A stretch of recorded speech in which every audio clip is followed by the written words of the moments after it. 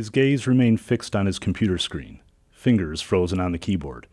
An hour had passed, and the page was still blank. Nothing had come to him except a dull throb behind his eyes. He had not thought of, nor written, a single word. A persistent knock at his door distracted him. He looked toward the hallway through the lingering haze of smoke. The air in the room was warm and stale, and his face crinkled with displeasure. "There's no one home," he yelled. "I'm here to see Mr. Sebastian Drake," a man said. "Do you have an appointment?" The door opened, and Drake heard the man snicker, then step across the threshold and walk down the hallway toward him. Drake looked up and watched the man walk into the open room of his loft and up to his desk. "I'm not interested," Drake said. "Good day, Mr. Drake. My name is Engel, Thomas Engel." The stranger standing before him was older, maybe 50, Drake guessed, tall and thin, with a slender face and a pencil-thin mustache. He wore a dark gray overcoat and a matching fedora. In his hand was a long umbrella. He firmly held the curved wooden handle and bounced the metal tip on the wood floor. What the hell?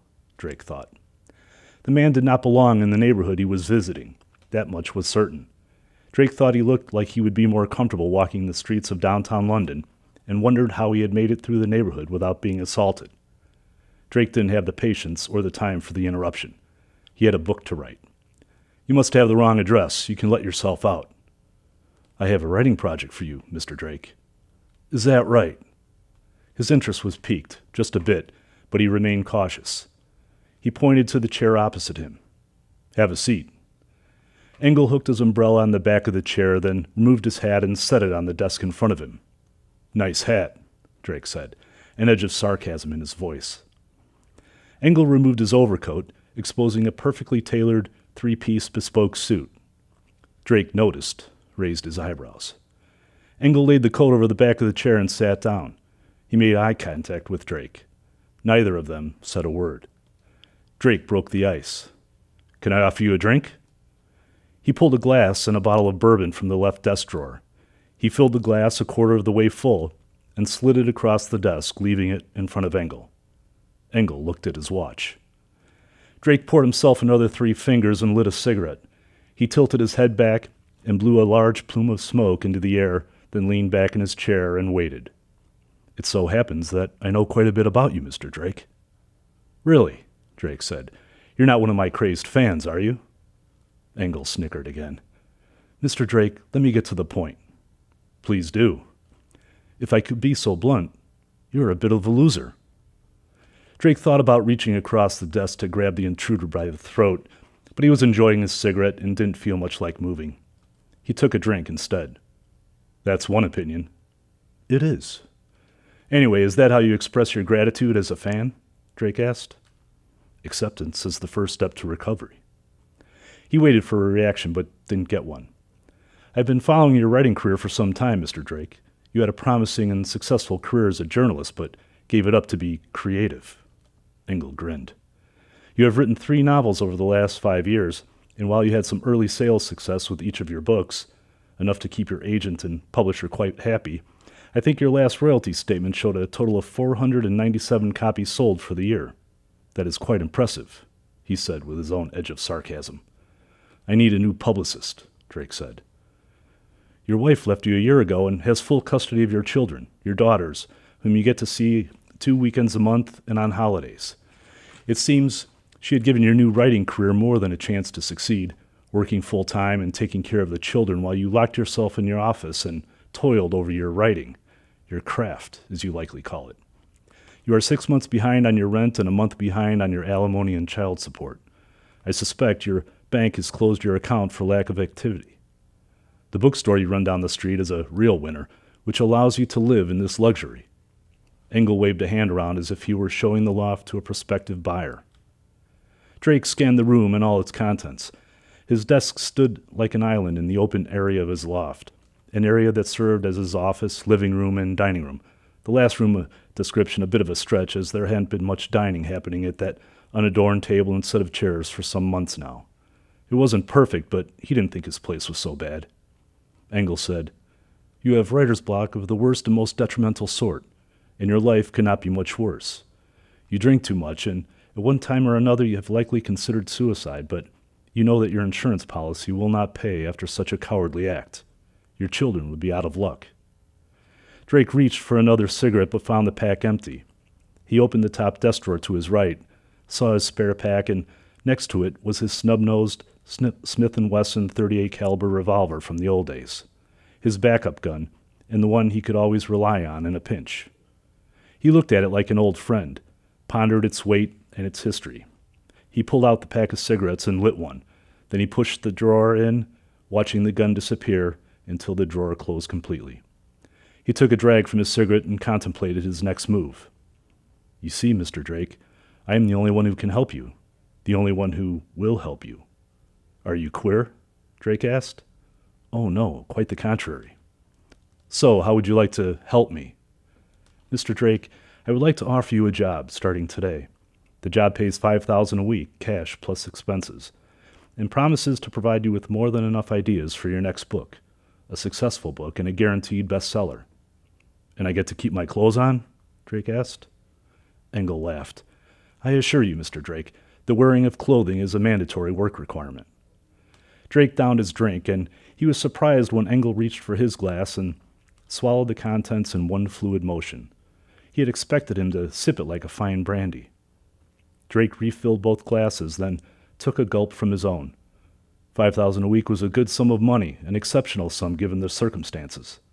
It was triple what he made in his best year as a journalist, but short of his first year as a best-selling author, a year and a level of success that now seemed in the distant past. Tell me more, Drake said. I must clarify that the job I'm offering is not exactly a writing project, as I may have alluded to earlier. Not exactly? It is more appropriately a regular and well-paying job that will lead to a writing project. I'm listening. Engel's face was stolid and fixed, like a wax figure. He sat motionless and thought about his next words. My sister was murdered 10 years ago. Today is the anniversary. I'm sorry, Drake said through a mouthful of smoke. The murderer was never apprehended, and the case is cold, dead cold. The local authorities are pretending the case does not exist. Why is that? It's complicated, Engel said. Of course it is. Engel reached into his breast pocket and pulled out a photograph. He looked at it and sighed. He set the photograph down on the desk and slid it over. Drake picked up the photograph. He looked down at a picture of a woman. She was young, beautiful, and proper. It looked like a school picture, likely college.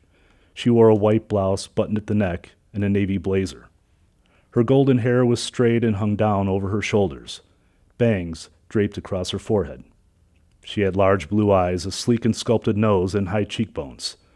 Her face was slender and perfect, showed a fair complexion, and Drake thought her skin looked like it was made of fine porcelain. So innocent, he thought. She was taken from this world much too soon, Mr. Drake. Drake leaned forward and slid the photograph back across the desk.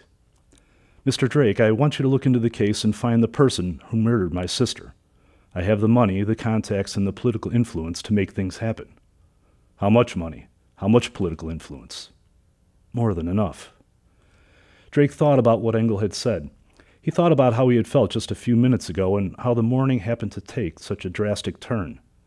Engel had accurately assessed a good portion of his present situation, albeit a bit harshly, and Drake considered whether this proposal might be an opportunity to take a step in a different direction, the right direction for a change. Maybe the proposal, this event, was an omen, one he should not disregard. However, he also knew from experience that opportunities in life did not come easy, and if it sounded too good to be true, he chewed his bottom lip. Why don't you do it yourself? That is a reasonable question, Mr. Drake. The simple answer is that I cannot, for I am very well known in town. I don't know you. Mr. Drake, I simply need someone to do the job for me. You're crazy, Drake said. I have no experience with this type of work. Oh, on the contrary, Engel said. Your early work as a journalist, when you actually worked, required the exact investigative skills that I am looking for. And while you have done a fine job of covering up your past government service, I know enough about the skills you developed through that experience to make me comfortable that you are the right person for the job. Then you know I could kill you, and no one would ever know. Mr. Drake, all I'm asking is that you find my sister's murderer. I will take care of the rest. It is a simple and straightforward proposal. I guarantee that your experience in the process will make a compelling story that you can write about." He reached into the inside breast pocket of his suit jacket and pulled out a long, thick, white envelope. He set it on the desk, laid his hand on it for just a moment, and slid it across to Drake. Drake looked down at the envelope, then up at Engel, who was smiling. Drake emptied his glass again and refilled it. He raised the bottle and tipped it toward his guest. "I am fine, thank you," Engel said. "I only allow myself 1 glass of bourbon before lunch." 1 glass of bourbon before lunch.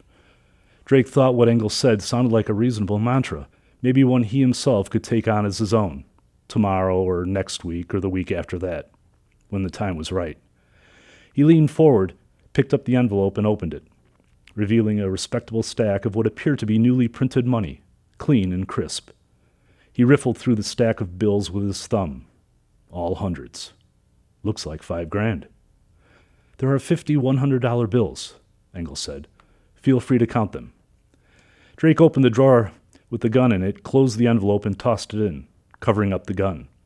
He closed the drawer. "Tell me about your sister." Engel slid a business card across the desk. "I have a place across town. Take today off, as I'm sure you think you've earned it.